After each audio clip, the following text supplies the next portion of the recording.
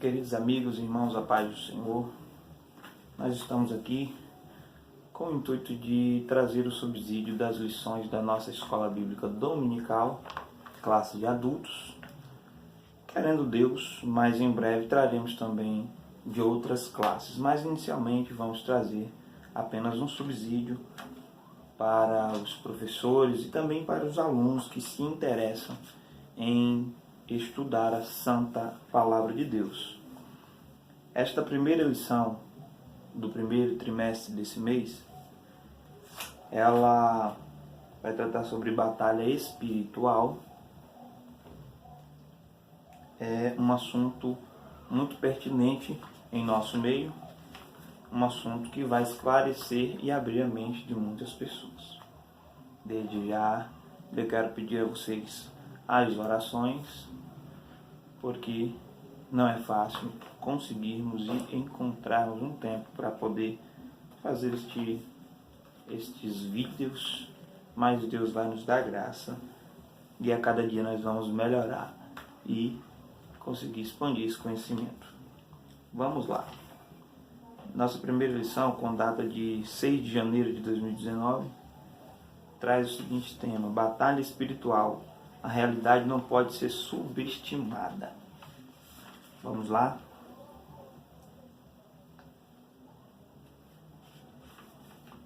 Primeiro ponto, nós vamos resumir e tratar daquilo que é mais importante. Primeiro ponto, a batalha espiritual.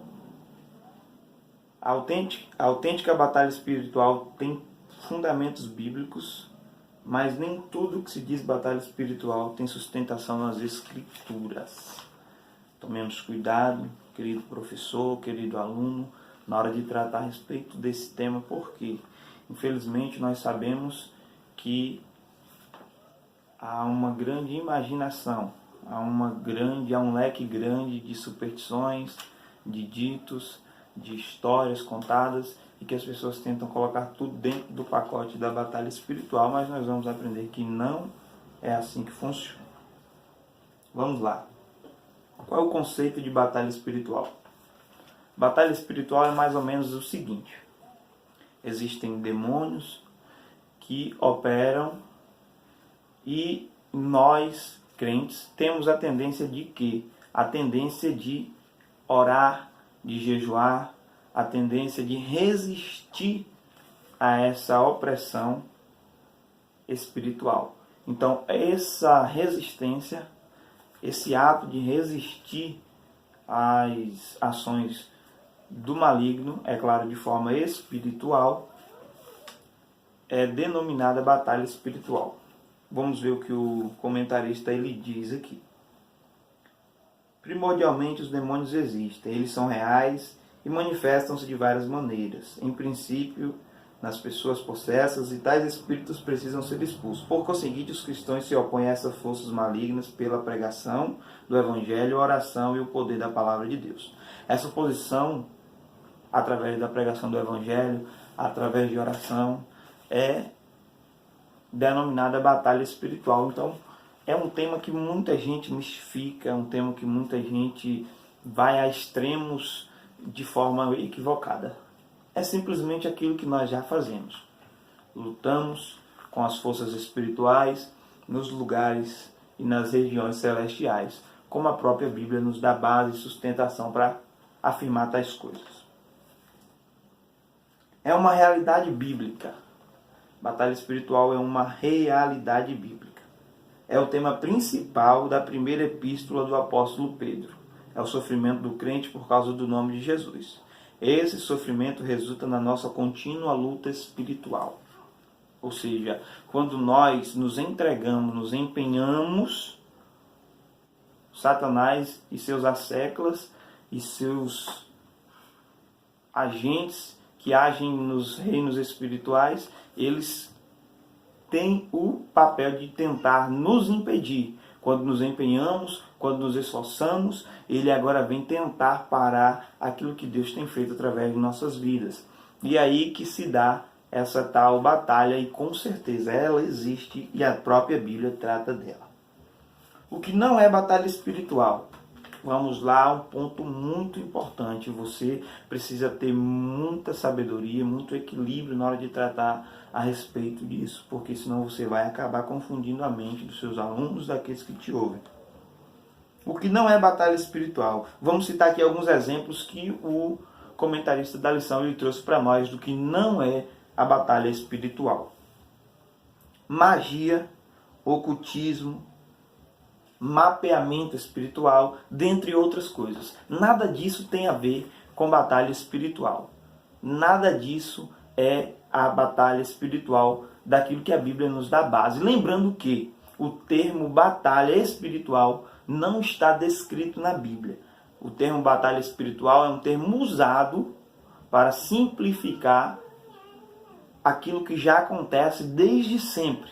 Essa luta travada entre Satanás, entre nós cristãos no reino espiritual, no reino celestial. Então, batalha espiritual, ela é real. Batalha espiritual não pode ser mistificada e batalha espiritual é algo muito importante a ser tratado na tua classe. Vamos lá, segundo ponto. Principais crenças da pseudo-batalha espiritual. Antes de entrarmos nos pontos do segundo ponto, eu quero só explicar para vocês uma coisa. Pseudo é um termo grego usado para identificar algo que é falso. Toda vez que você vê uma palavra com o prefixo pseudo, saiba que está relacionando, indicando, está falando a respeito de algo que é falso ou de procedência duvidosa. Então, pseudo-batalha espiritual é a falsa batalha espiritual, aquilo que as pessoas levam a extremos e que não é a batalha espiritual que está tratada por nós, descrita na Bíblia Sagrada. Um dos pontos do que a pseudo-batalha espiritual ela trabalha é chamado mapeamento espiritual. O que é mapeamento espiritual? Mapeamento espiritual é tomado como base o texto de Daniel 10, 13 e Daniel 10, 20. Quando o anjo desce e fala com ele que ele veio de uma determinada região, lutava contra anjos, contra anjos caídos, contra demônios de outra determinada região e que viria outro e tal. Eles tomam esse texto de forma equivocada, de forma exagerada, para quê? Para pegar e criar uma nova doutrina em cima do que não é verdade, em cima de uma falsa interpretação. Então tomemos cuidado. Mapeamento espiritual é isso.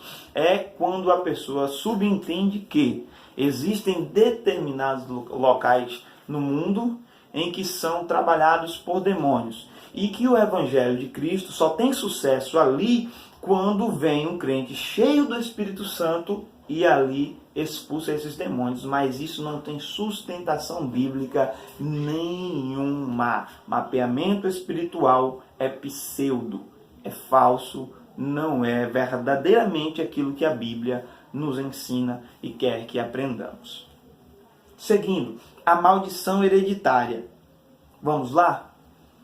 Tomando textos também isolados no Antigo Testamento e que não podem ser aplicados doutrinariamente para nós nos dias odiernos, as pessoas tomam esse texto isolado para também criar uma pseudo-batalha espiritual, para criar uma pseudo-doutrina, para criar heresias. Tomando o texto de exemplo, Êxodo 25, Deuteronômio 5, 9 e Isaías 8, 19. O que é a maldição hereditária? É dito por eles como que uma pessoa que é dado ao álcool, à prostituição, às drogas, uma pessoa que é dado ao mundo criminoso, que esta pessoa, de por certo, teve algum parente seu lá atrás que também foi dado a esse tipo de coisa. Por exemplo, um tataravô, um bisavô, e por aí vai. E no entendimento desta doutrina de maldição hereditária, esta pessoa precisa descobrir quem foi que foi dado a esse tipo de coisa, quem foi que foi trabalhado nesse tipo de coisas erradas, para que a pessoa peça perdão pelo seu avô, pelo seu tataravô, por quem quer que seja da tua família lá atrás. Ou seja, é como se fosse passando de geração em geração, e nós sabemos que isso não tem sustentação bíblica. É como se fosse uma espécie de perdão por procuração, muito parecido com o batismo pelos mortos, que é praticado pelos mormons. Isso não tem sustentação bíblica alguma, porque nós sabemos que o amor de Cristo, que a cruz do Calvário, que o sangue de Jesus vertido no madeiro, ele nos purificou, ele nos lavou, ele nos remiu de todo o pecado, e que nada, nem pode ser do pai, pode ser da mãe, pode ser de quem for, que tenha feito lá atrás, vai cair sobre a tua vida. Você é responsável por aquilo que você faz e somente. Mais um ponto da pseudo-batalha espiritual. Crentes endemoniados. Um sujeito chamado Kenneth Hagin.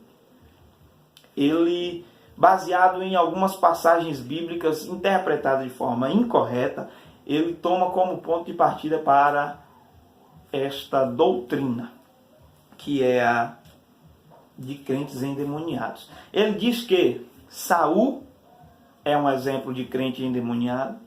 Ele diz que Judas Iscariotes é um exemplo de crente endemoniado. Ele diz que Ananias e Safira é um exemplo de crente endemoniado. Sem base alguma. Vamos lá? Vamos aprender? Primeiro, Saul já estava desviado dos caminhos do Senhor.